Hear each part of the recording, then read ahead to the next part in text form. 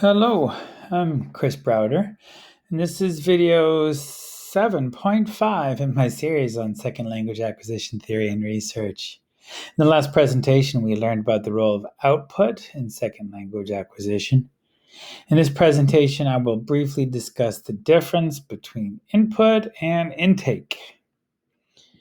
This video is largely based on Chee's Chee's article, Intake in Second Language Acquisition, and two pieces that are mostly from Michael Sherwood Smith.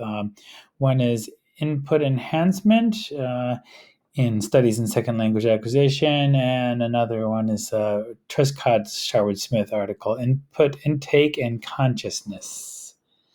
All right, let's see. Input versus intake. So the question here, main question, is it input or is it intake? In SLA, it is sometimes important to distinguish between input and intake. Input, as you know, is whatever language the learner is reading or hearing. Input-based theories of SLA, as you know, propose that input is the driving force behind language acquisition. So yeah, this is different, right? But input doesn't automatically cause acquisition. It must be processed somehow. Input that is processed can be referred to as intake. In Krashen's monitor model, for example, the learner is exposed to input, and the input goes into the language acquisition device, or LAD, and this causes the learner to acquire the language. In this sense, the input that makes it to the LAD is the intake, right? But unfortunately, it's not that simple.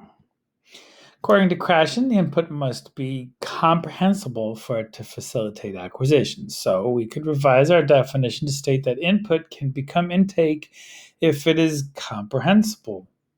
But as you may recall, Krashen's monitor model also includes what he calls an effective filter. The effective filter can stop the comprehensible input from reaching the LAD. The effective filter is all of the physical and psychological barriers to acquisition. It could include loud noises or distractions. It could include tiredness, hunger, or other aspects of the learner's physical state. And it could also include psychological aspects such as motivation or anxiety, attitude, beliefs, etc., etc. So, we could revise our definition again to say that the intake is the comprehensible input that makes it through the effective filter and gets processed by the LAD. Now, of course, please remember that Krashen also believed that learners would only process what they were developmentally ready to process. That is the plus one in his notion of I plus one. So, in other words, the plus one for Krashen, I guess, would be the intake.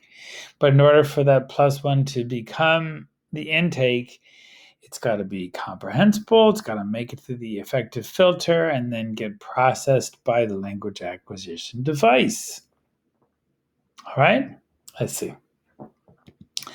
Now, as we discussed, other researchers tried to build on Krashen's theories, but while doing so, often came to diverge from his strong claims, especially this idea of learning being unconscious.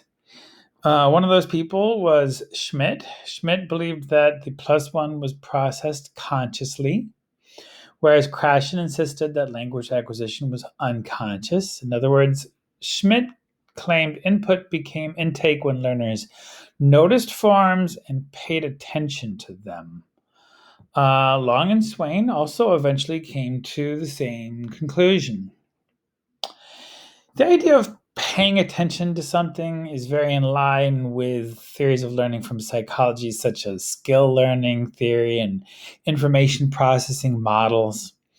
In these models, learners must hold something in their short term memories and focus their attention and effort on them for a while before they can eventually be incorporated into the integrated systems of knowledge within their long term memory.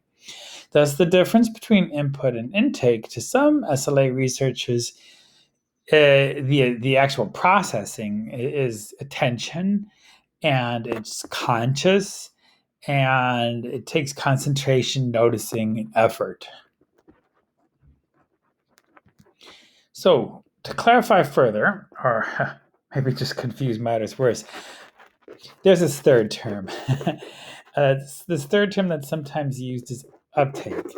Uptake is the input that actually becomes part of the learner's interlanguage. So yeah, just because something is intake, just because something's getting processed, doesn't mean it becomes interlanguage. If the intake is processed successfully and becomes interlanguage, then you can call it uptake. Okay.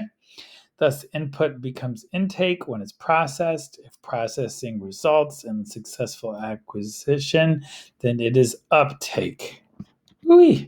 Well, I hope you like this explanation. I hope it helped you. Thanks a lot. See you next time.